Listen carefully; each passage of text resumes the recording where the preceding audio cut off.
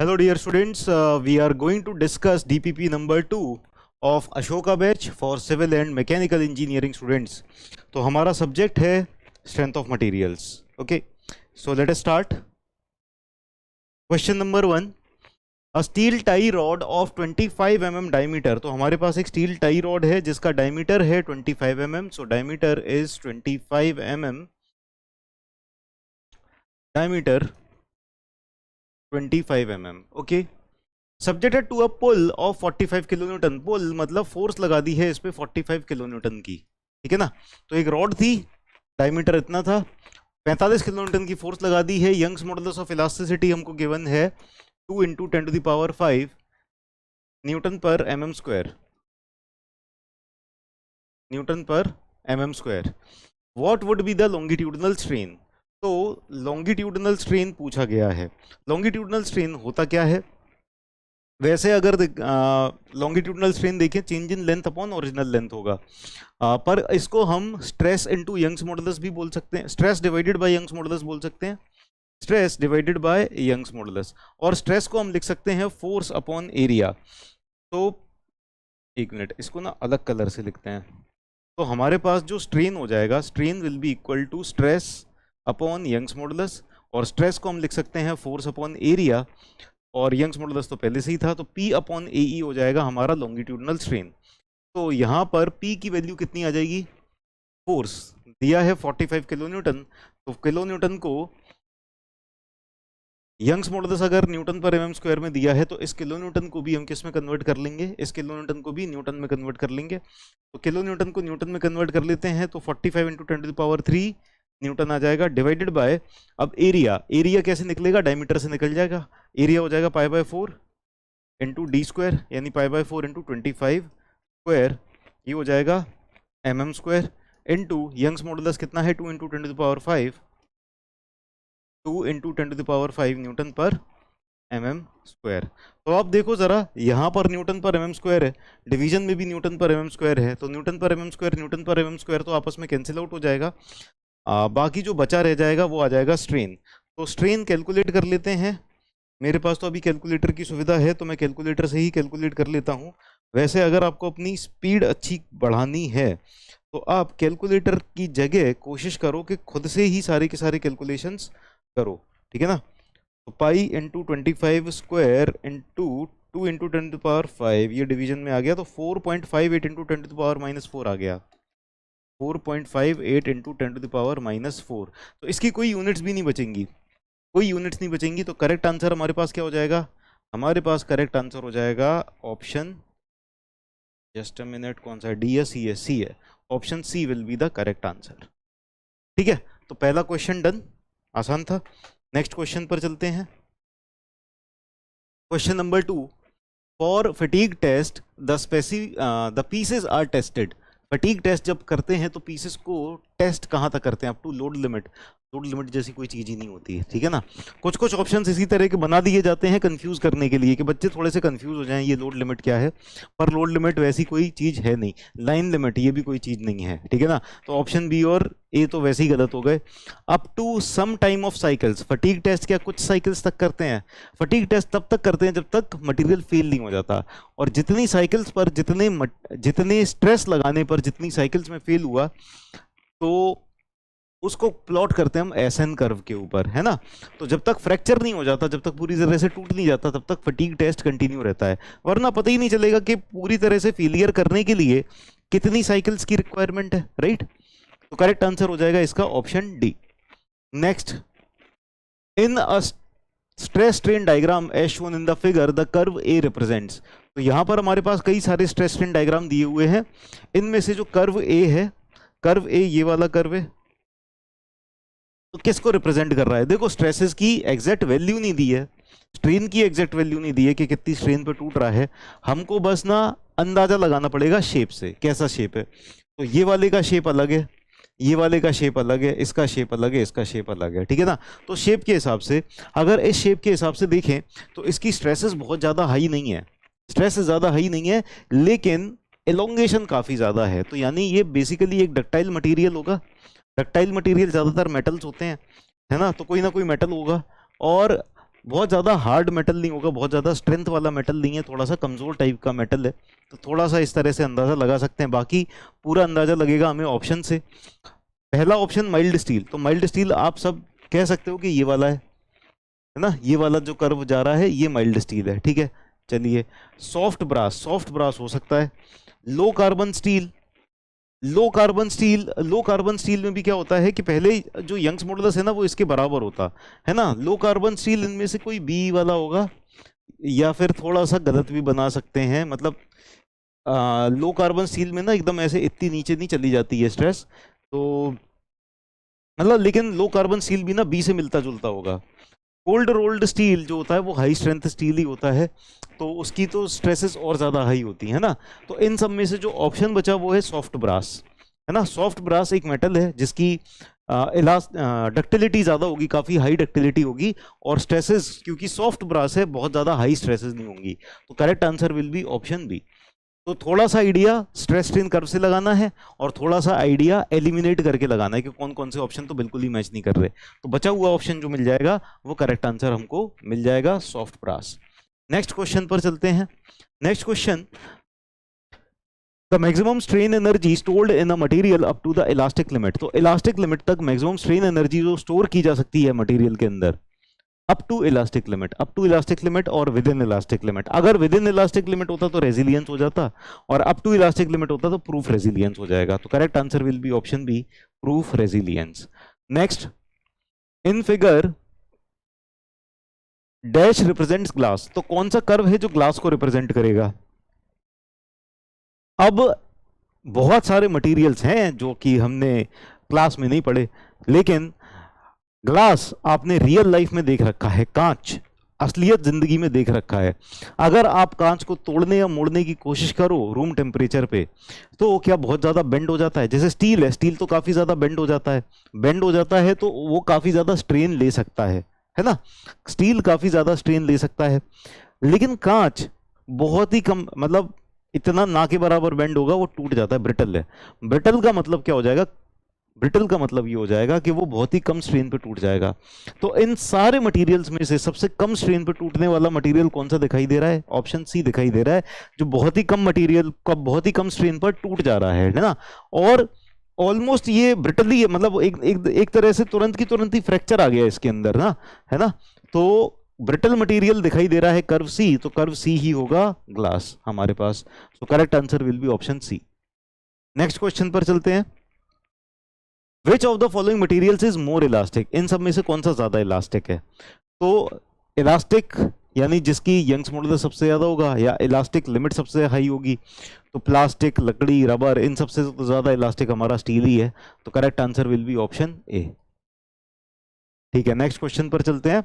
A steel cable 20 mm diameter and 10 mm long, 20 mm diameter and 10 metre long is subjected to a tensile force of 500 pi newton, तो हमारे पास tensile force लग रही है 500 pi newton की। If the modulus of elasticity of the material is this much then the elongation of the cable is, तो cable में length कितनी बढ़ रही है। हमारे पास क्या क्या दिया है, पहले तो जो भी गिवन चीजें हैं वो लिख लेते हैं। हमारे पास डायमीटर दिया है 20 mm का, 20 mm डायमीटर दिया है केबल का, 10 मीटर लॉन्ग है लेंथ, 10 मीटर, ठीक है, और टेंसाइल फोर्स दी है 5000 पाई न्यूटन। मॉडुलस ऑफ इलास्टिसिटी हमारे पास गिवन है 2 × 10⁵ न्यूटन पर mm square. Then the elongation of the cable, तो एलोंगेशन पूछा है यानी डेल्टा पूछा है, डेल्टा कितना होगा, है ना। तो यहां पर हम कैलकुलेशन करते हैं। देखो आपको पता है जो स्ट्रेन होता है, strain is equal to stress upon Young's modulus, है ना। और इसको स्ट्रेन को अगर डेल्टा में कन्वर्ट करना हो तो डेल्टा बाय एल कर देंगे। स्ट्रेन क्या होता है, change in length per unit length होता है, ये हो गया डेल्टा बाय एल। और स्ट्रेस क्या होता है, P upon area, force upon area, तो फोर्स अपॉन एरिया और यंग्स मॉडुलस पहले ही था, तो डेल्टा हमारे पास हो जाएगा पी एल अपॉन ए ई, ठीक है ना। अब यहाँ पर डेल्टा कैलकुलेट करने के लिए फॉर्मूला रख देते हैं, पी फोर्स कितनी है 5000 पाई, तो 5000 पाई न्यूटन ये फोर्स आ गई है। लेंथ कितनी है 10 मीटर, सो 10 मीटर को mm में कन्वर्ट कर लेते हैं, सो 10,000 mm हो जाएगा, है ना, और ये था न्यूटन में, तो ऊपर न्यूटन mm आ गया। नीचे एरिया π/4 d स्क्वायर करेंगे अगर हम, π/4 इंटू 20 स्क्वायर, ये mm स्क्वायर में आ जाएगा। और यंग्स मॉडुलस कितना है, 2 इंटू 10⁵ न्यूटन पर mm स्क्वायर, 2 इंटू 10⁵ न्यूटन पर mm स्क्वायर, ठीक है ना। तो mm स्क्वायर और mm स्क्वायर तो कैंसिल आउट हो जाएंगे, ये mm स्क्वायर और ये mm स्क्वायर कैंसिल आउट हो गए। ऊपर का न्यूटन और ये न्यूटन कैंसिल आउट हो गया, तो ऊपर जो यूनिट बची क्या है, mm, अकेली यूनिट mm बची है। तो अब यहाँ से कैलकुलेटर्स यूज करके मैं डेल्टा कैलकुलेट कर लेता हूँ। फिर से मैं कहूँगा कि आप लोग कैलकुलेटर यूज मत करना, आप लोगों को क्या करना है, आप लोगों को खुद से कैलकुलेशन करनी है, ठीक है।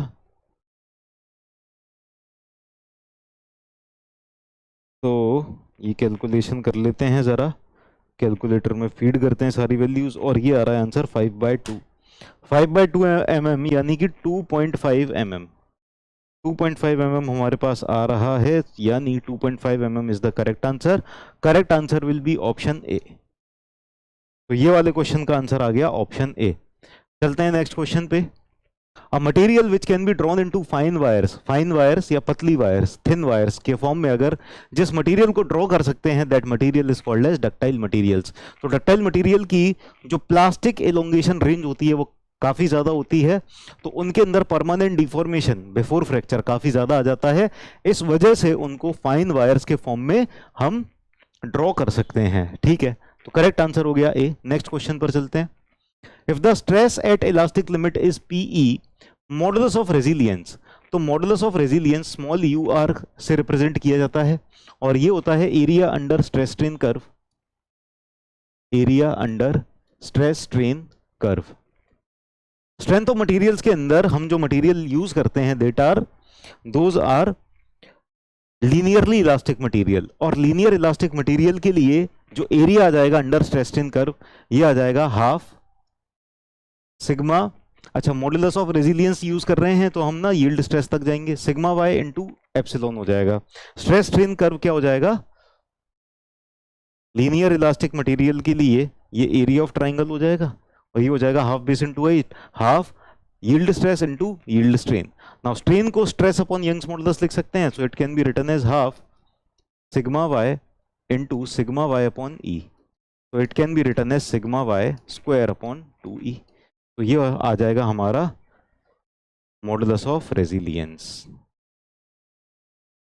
Sigma Y square upon 2e। अच्छा, सिग्मा वाई की जगह इलास्टिक लिमिट और यील्ड लिमिट लगभग बराबर ही लेते हैं इस तरह के मटेरियल के लिए, तो हम इसको पीई से रिप्लेस कर सकते हैं। तो हमारे लिए आंसर हो जाएगा क्या, pi square upon 2e, pi square upon 2e। Correct answer will be option B, option B हो जाएगा हमारे पास करेक्ट आंसर। नेक्स्ट क्वेश्चन पर चलते हैं। In compression test the fracture in cast iron specimen would occur along. तो compression test है हमारे पास, कंप्रेशन टेस्ट कर रहे हैं किसके ऊपर, कास्ट आयरन स्पेसिमेन के ऊपर। कास्ट आयरन स्पेसिमेन कैसा होता है, कास्ट आयरन होता है हमारे पास ब्रिटल मटेरियल है। तो ब्रिटल मटेरियल के ऊपर जब कंप्रेशन टेस्टिंग करते हैं तो उसका फेलियर कैसे होता है, अलोंग 45 डिग्री प्लेन, है ना। तो 45 डिग्री प्लेन के अलोंग होगा, along axis of the load गलत हो गया। एन ऑब्लिक प्लेन, ऑब्लिक का मतलब होता है सीधा सीधा नहीं, कुछ तिरछा, तो ये प्लेन कैसा है, तिरछा प्लेन है ना, तो तिरछा प्लेन है, ये तो सही हो जाएगा आंसर। फिर भी एक बार देख लेते हैं, कहीं ज्यादा स्पेसिफिकली 45 डिग्री आंसर ही दिया हो तो फिर वो ज्यादा करेक्ट हो जाएगा। तो एक बार और सारे ऑप्शंस देख लेते हैं। एट राइट एंगल्स गलत, वुड नॉट अकर, फेलियर ही नहीं होगा, ऐसा कैसे हो सकता है, लोड बढ़ाते जाएंगे तो फेलियर तो होगा ही कभी ना कभी, ठीक है ना। तो करेक्ट आंसर हो जाएगा हमारा ऑप्शन बी। चलिए नेक्स्ट क्वेश्चन पर चलते हैं। Fatigue test is carried out for, fatigue test कैसे कैरी आउट करते हैं, stress is varying two limits of equal value but of opposite sign. तो फैटीग टेस्ट ऐसे किया जाता है कि एक तरफ हम दूसरी डायरेक्शन की स्ट्रेस लगाते हैं, फिर चेंज करते जाते हैं सेम लिमिट्स के बीच में, तो इस तरह से फटीग टेस्ट किया जा सकता है। Stress is varying between two limits of unequal value but of opposite sign, तो टेंशन में मान लो हमने 250 तक ले गए, कंप्रेशन में मान लो 100 तक ही ले गए, और फिर ऐसे ऐसे करके मतलब रिपीटेड स्ट्रेस साइकिल्स लगा के तब भी फटीग टेस्टिंग की जा सकती है। Stress is varying between two limits of unequal value but of same sign. तो एक बार स्ट्रेस टेंसाइल स्ट्रेस को ही हम 250 ले गए, एक बार टेंसाइल स्ट्रेस को 50 ले गए, फिर अगली बार टेंसाइल स्ट्रेस को 250 ले गए, तो ऐसे करके भी फटीग टेस्टिंग। तो नंबर ऑफ लोड साइकिल्स बस आने चाहिए, किसी भी तरह से आए। तो ये सारे के सारे तरीके हैं फटीग टेस्टिंग करने के।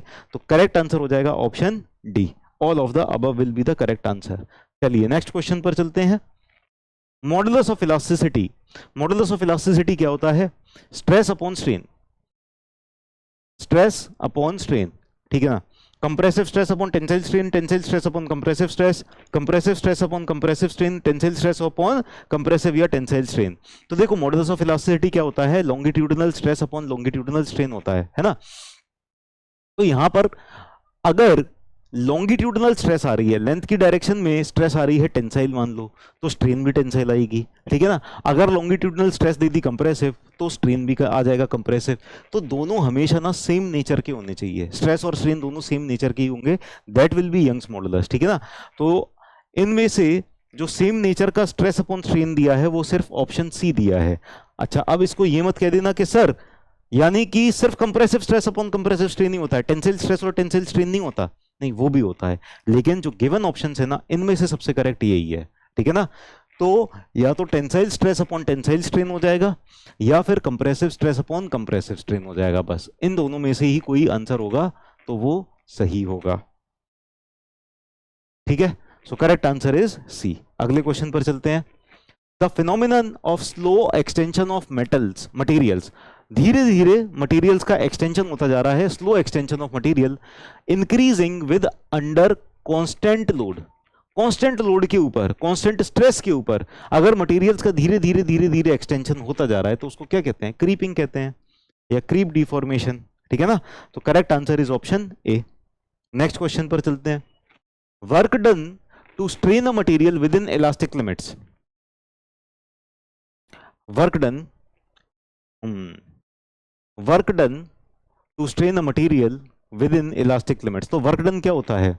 वर्क डन होता है strain energy stored in the material. हमने एक्सटर्नल फोर्स लगा के मटेरियल के ऊपर कुछ काम किया तो वही as a strain energy stored हो जाता है। तो अगर कहें कि work done to strain a material या फिर strain energy stored in a material, both will be equal, है ना।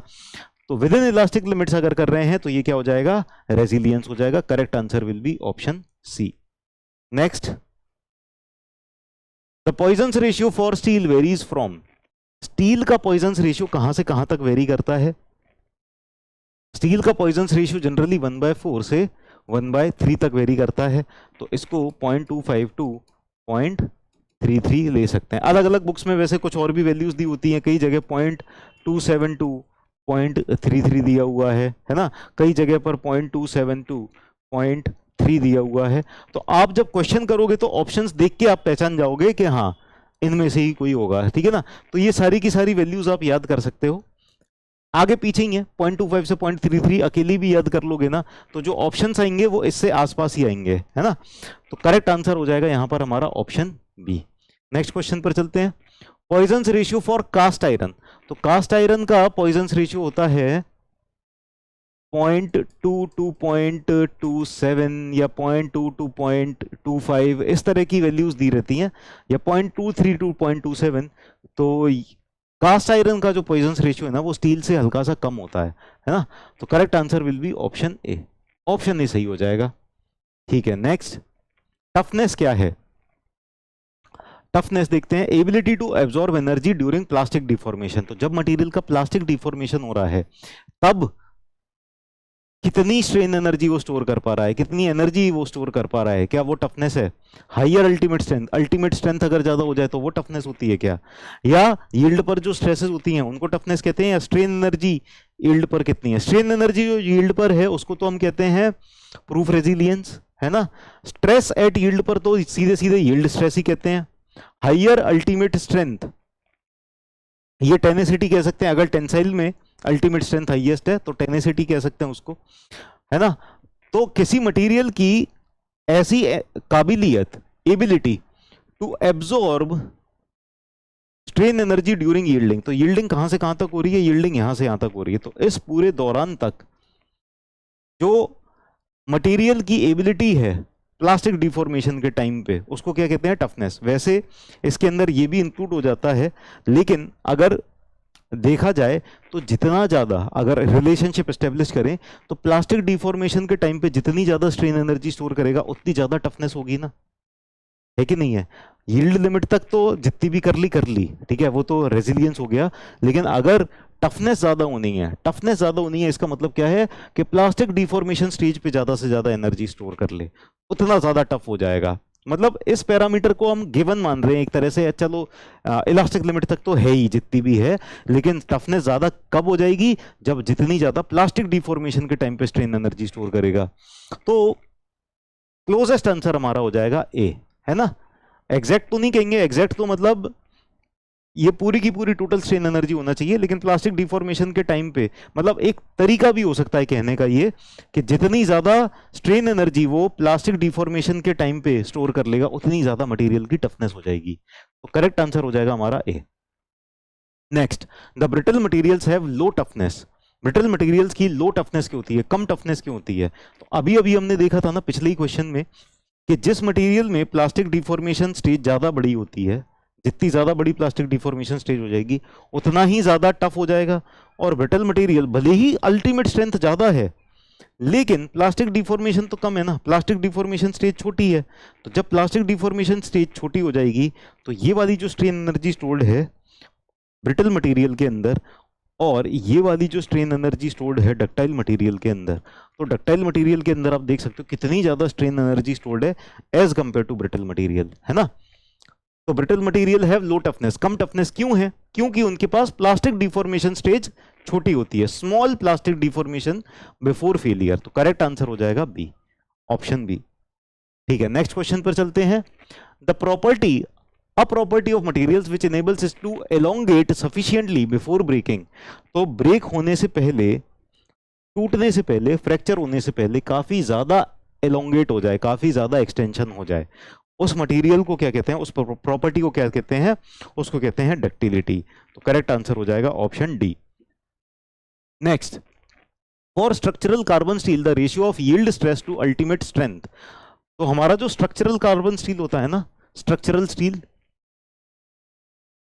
जनरली स्ट्रक्चरल स्टील भी बोलते हैं, माइल्ड स्टील को ही बोलते हैं, क्योंकि कंस्ट्रक्शन में बहुत ज्यादा काम आता है, कंस्ट्रक्शन में ये स्टील बहुत ज्यादा काम आता है, इसीलिए स्ट्रक्चरल कार्बन स्टील या स्ट्रक्चर्स में काम आता है तो स्ट्रक्चरल स्टील बोल देते हैं, माइल्ड स्टील, है ना। तो इसकी जो यील्ड स्ट्रेस है वो कितनी है, यील्ड स्ट्रेस और अल्टीमेट स्ट्रेस का रेशियो कितना हो जाएगा। यील्ड स्ट्रेस हमारे इस मटेरियल की है यहाँ पर 250, और अल्टीमेट स्ट्रेस हो जाएगी देखा जाए तो 410, 420 से 450 के आसपास तक, है ना, 450 के आसपास तक रहेगी। तो अगर हमें ratio of yield stress to ultimate strength 410 lower limit मान लेते हैं, से लेकर, ये तो खैर लोअर, हाँ ये अपर लिमिट हो जाएगी, लोअर लिमिट क्या हो जाएगी 250 बाय 450। तो देखो लगभग ये ना, अगर ये 500 होता तो इसका डबल होता ना, डबल होता तो यानी इसकी वैल्यू आ जाती 0.5, तो इसकी वैल्यू 0.5 से थोड़ी सी ज्यादा होगी, क्योंकि ये 500 नहीं है, 0.5 से थोड़ी सी ज्यादा होगी, और फिर ये वाली जो वैल्यू होगी ये 0.5 से और ज्यादा होगी, है ना। तो 0.5 से थोड़ी सी ज्यादा, मान लो 0.55 से ज्यादा है ना, और इसकी वैल्यू तो और ज्यादा हो जाएगी, तो मान लो पॉइंट समथिंग समथिंग जो भी है।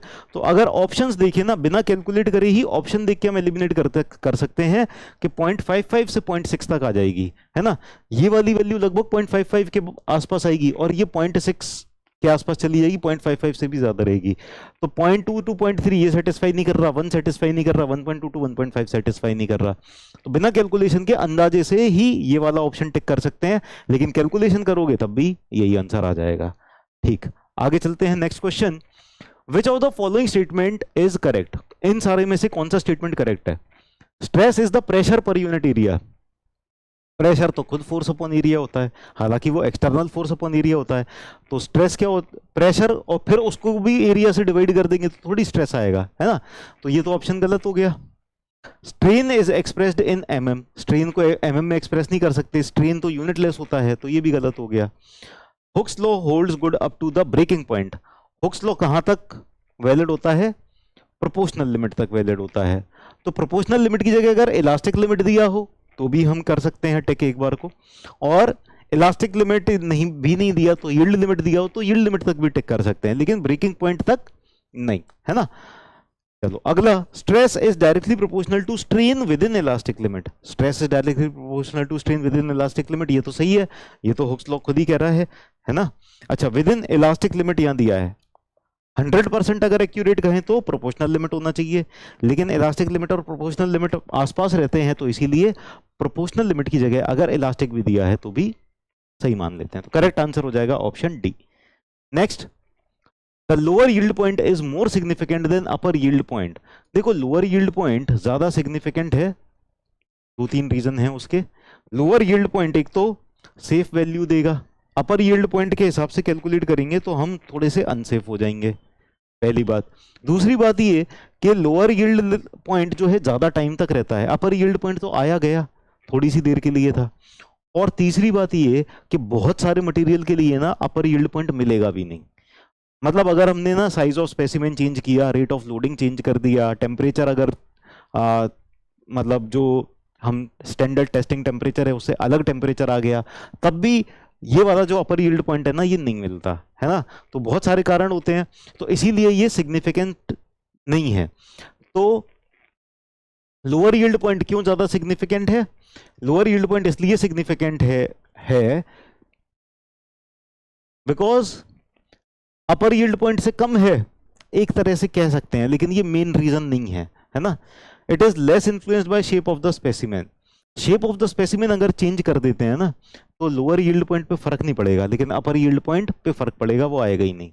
It occurs before upper yield point, ये तो गलती हो गया। Strain is more at the point, ये भी रीजन गलत है ना।